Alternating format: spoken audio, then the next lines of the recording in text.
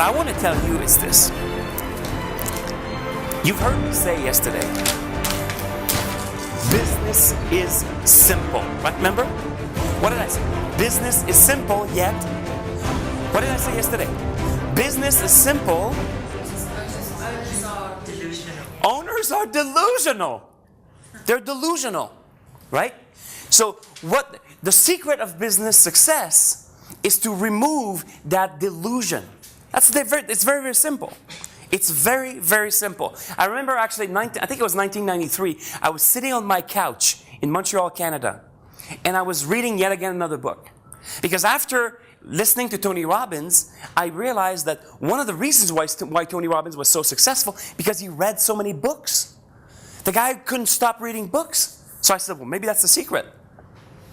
So he was mentioning books here and there, and then I started to read some of those books. And then I couldn't catch up. And then I hear Tony mention something. He's talking about the fact that he's speed reading. I said, speed reading? What is speed reading? So I decided to figure out what speed reading was. So I went to my local recreational center, and I took a speed reading class. Took, a morning. And then I learned to speed read. And then I had a girlfriend back then, and she was a waitress. She would work, on Saturdays, she worked at the restaurant where she worked. And sometimes she would go to work, and she'd come back, and she'd say, so Marco, what'd you do today? I said, I read 3 books. In one day, I would read 3 books in a day while she was at work. I could not stop devouring knowledge. I was fueled by this desire to be successful. And I knew that the obstacles were very important. I knew that it was going to be very hard for me to succeed. So I said, I need to consume that knowledge. So Tony was feeding me the knowledge. Tony was exciting me. He was giving me the juice to actually be excited about life. And I was consuming like an insane amount of knowledge every day. Every day. I would read sometimes, back then I probably read an average of 5-6 books a week. It was insane. So I can, right now I assess that between the age of maybe 22 and the age of 27, I probably read about 500 books. 500 business books. Have you thought about that? Do you know, I don't know if you guys ever really thought about that, but when you read a book, when somebody writes a book, I just finished writing my book. I just finished writing a book. It took me 3 years to write a book. It's going to be published in 2016. When you write a book, when someone writes one book, they pour their full life into one book. If you read my book, it's a summary of all my life's experiences. I'm 45 years old. You spend 10 hours reading my book, you will get a summary of a person's life's experiences. When you read a book, you get an entire life's perspective. I was reading 5 books a week. I was getting 5 life perspectives, 5 full life perspectives per week. It changed me completely. Completely. So I remember one day, I'm sitting down on my couch, and yet again, my girlfriend is at work, and I'm reading another book. And it was not written in the book, but something by reading that book inspired me. And I woke up and I'm like, oh my God, I think I just figured it out. I think I just figured out the difference between failure and success in business. I mean, I remember, seriously, 1992, right? Yeah, I want you guys to picture this. 1992, black leather couch, cheap black leather couch. In this apartment in Montreal, I'm on the 14th floor overlooking a beautiful park in Montreal. It's called Parc La Fontaine. And I'm sitting, it's a summer day, I'm sitting there, I'm just reading a book, and then I'll never forget that moment. It's just like, those eureka moments, bing, the light bulb goes off. And I remember that moment, I'm like, oh my God, I think I know what the differentiating factor between failure and success is. It's one word. One word. Would you like guys to know? Would you guys like to know what it is? Yes. What do you think it is? Belief. What else? What else? Fear. Fear. What else? You said something. What did you say? Action. Action. What else? Systems. What else? Preparation. Huh?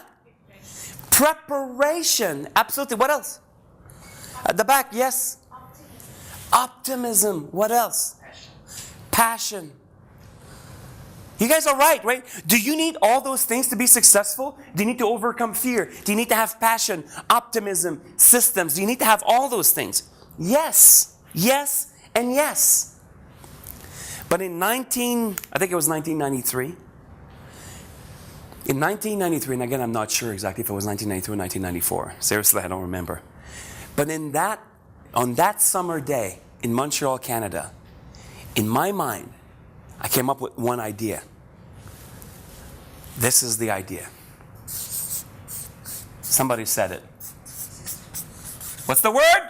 System. Come on, guys, what's the word? System. This is the word that's going to change your businesses. This is the word that's actually going to make or break your business. Now, let me say something. I didn't know that. It was a theory. In the head of a 23-year-old kid. And I said, could it be that simple? Is it possible that the difference between success and failure is simply systems? Here's what my theory was based on. In the independent world of business, the failure rate is this high. In the franchise world, in the corporate world of business, failure is this high. What's the one difference between franchises and independently owned businesses? What's the one difference? Come on, guys. Come on, guys. What's the word? Yes. The one difference between franchises that last for years and years and years, decades, and then the average entrepreneur who, on average, fail at an alluring rate. I told you yesterday, in the first year alone, more than 50% of businesses will fail. Within 5 years, it's 80% of businesses. Within 10 years, it's 94.6%, depending on who you ask. But it's above 95%, around 95% of businesses will not make it to their 10th year anniversary. Who here has been here in business for more than 10 years? Wow, congratulations, guys. You guys have beaten the odds. Very few businesses will make it there. Now, I'm not going to ask you, but if I ask you how many businesses did you try before, Norman is like, yes, right? Absolutely, right? You had to fail a few times before you made it. And if I sat down with you for an hour and I asked you, what have you done differently this time around? I can tell you that Norman would start telling me things about how he's operating more systematically. Because I've done it. I spent the last 15 years working with business owners all over the world. I've worked one-on-one with approximately 300 businesses so far. And you want to know what one thing they have in common? Successful businesses are always operated in some sorts of systems. Number one. Number two, do you want to know what's the one thing that most businesses have in common? Business owners are overwhelmed and confused. All of them. Overwhelmed and confused. So if you're in this room today and you feel a bit overwhelmed, you feel a bit confused, well, welcome to the club. Because that's the way it is. There's so many things to do that business owners are simply, they're lost. They don't know where to start anymore. Let me show you how most businesses are operated, right? I swear to you, by the end of the day today, every single one of you will feel very different. Because number one, here's what my purpose here today, right? My purpose is very simple. Over the last 25 years, I deciphered, I decoded a system for creating business systems. How cool is that? It's really cool, right? I spent the last 20 years of my life understanding all the systems of business and recoding them, deciphering it into a code of business systems. That framework has a name. It's called BOSS. B-O-S-S, or Business Optimization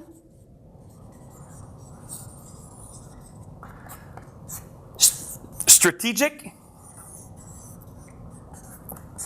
systems.